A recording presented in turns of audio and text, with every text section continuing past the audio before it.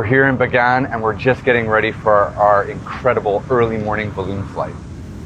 A hot air balloon ride offers a unique perspective on this landscape, and as we rise higher, the tips of temples and stupas begin to poke out above the trees. Soon, the air's alive with balloons all drifting together as the rising sun emerges to dispel an early morning mist, throwing color over the plains, and the sight is spellbinding. Between the 9th and 13th century, the Pagan kingdom had its capital here, and it was the epicenter of Burmese cultural life and language.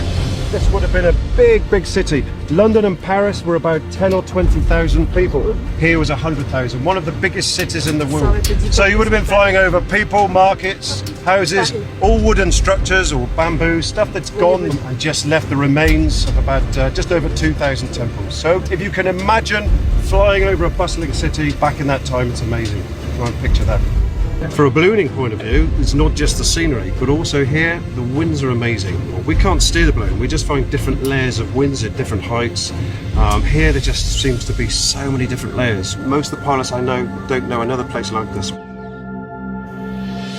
After a long, slow, peaceful drift over this landscape, Mike, our balloon pilot, begins the descent and sets a course for the wide open dry riverbank, our landing zone. Taking a balloon flight over Bagan in the early morning over the temples with the sun rising is just poetic.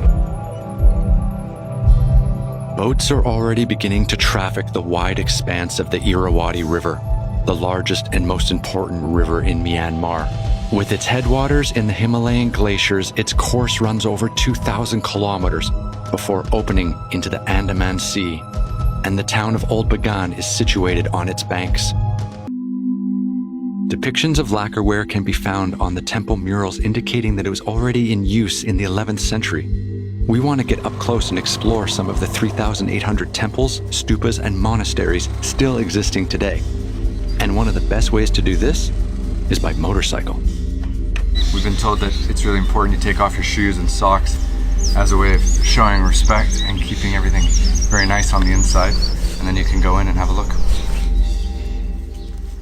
Entering the tomb-like cool air of the inner chamber, sounds of the outside world are muted and a peaceful solitude prevails, watched over through the ages by a towering statue of the Buddha.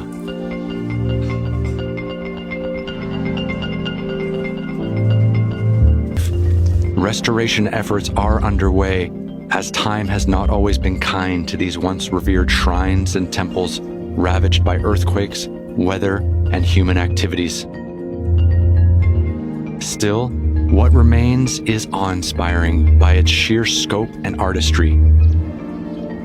Pagan Kingdom was Burma's first real empire, and it was integral to the flourishing of Theravada Buddhism in the region, which remains the predominant religion in Myanmar today. What can I say? I mean, it's just incredible here. When you first show up, it just feels like this kind of dusty little town in western Myanmar, but the more you start looking around, the more you start understanding the history of the place, it sinks in. And now, like we do every time, we're gonna leave and head out into the wilderness, but it's just gonna be tough to say goodbye to Bagan.